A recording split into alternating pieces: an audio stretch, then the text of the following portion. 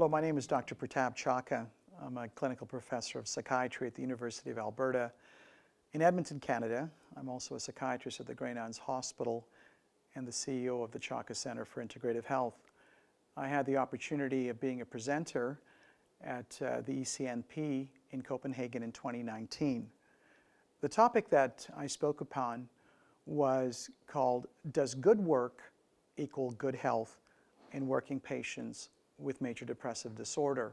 One of the first concepts I think that is essential to us as clinicians is that good work is good health. And this is really important for us, especially in evaluating patients with depression who are not working or who are at work and not functioning. There's various aspects of good work which appear to be associated with good health. For example, good work allows us to have and provide economic resources that are essential for material well-being and full participation in society. It helps meet a lot of our psychosocial needs, our sense of who we are, our social roles, and where we are in society. It allows us to give something back to our children, our family, and to our community. And it is this good work that appears to lead to good health.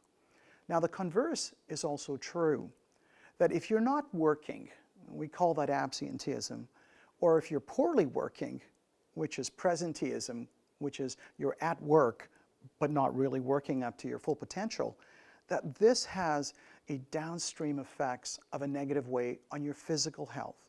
And we know that individuals who have presenteeism and absenteeism are much more likely at risk to have higher risk of cardiovascular health problems, higher risk of suicide, higher risk of cancers and infectious disease, and in general, a sense of not feeling well, not feeling whole, and not contributing to society.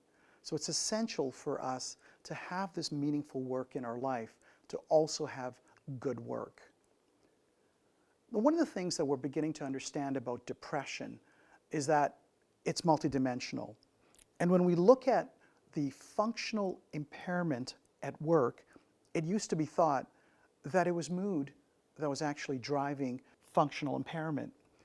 A recent Conference Board of Canada study indicated that the primary determinant of poor functioning at work for depressed patients was not mood, but cognition. And it was cognitive impairment that appeared to drive functional impairment, especially at work, in those suffering from depression. And thus, I was interested in looking at the role of cognitive dysfunction and work productivity, and was involved in a study that looked at the role of and the correlation of cognition and workplace productivity. And what was really interesting was in this particular study that treatment that improved cognition actually drove functioning in terms of its improvement. There's a scale that we use called the Work Limitations Questionnaire, well studied in other areas of chronic disease such as diabetes and rheumatology. And at baseline, in our population, the Canadian population at baseline, working depressed patients, their productivity was much lower than those individuals who suffered from other disorders such as diabetes and orthopedic disease and rheumatological disease at baseline. What was really interesting was treating the cognitive symptoms of depression appeared to dramatically improve work productivity. And in this particular slide that you're looking at, when we looked at the various components of work productivity, what really improved were things like time management. They just got to work on time. They completed their tasks on time. The other areas of work productivity that improved were things like what we call mental interpersonal demands. They were much less reactive or irritable with their coworkers. They just felt sharper and crisper. And finally, there was a dramatic improvement in their output demands. They got things done. They accomplished the kind of work duties that they were assigned to.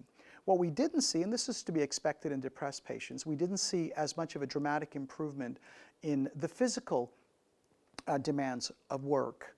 And so improving the cognitive domain of depression appeared to have a significant and statistical meaningful improvement in work productivity. And these were the various items that improved: time management, mental interpersonal demands, and output demands. Furthermore, when we dissected the data, what really appeared to improve was this concept which we talked about earlier, of presenteeism. That is, you're working but really not functioning up to your potential.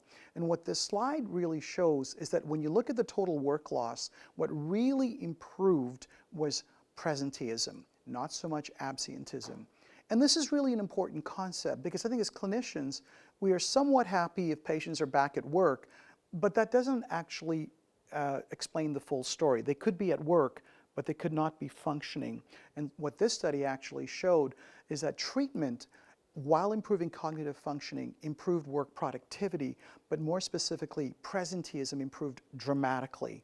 And I think that is one of the most exciting parts of this study, is that not only were they back at work, but they're fully at work, engaged and flourishing.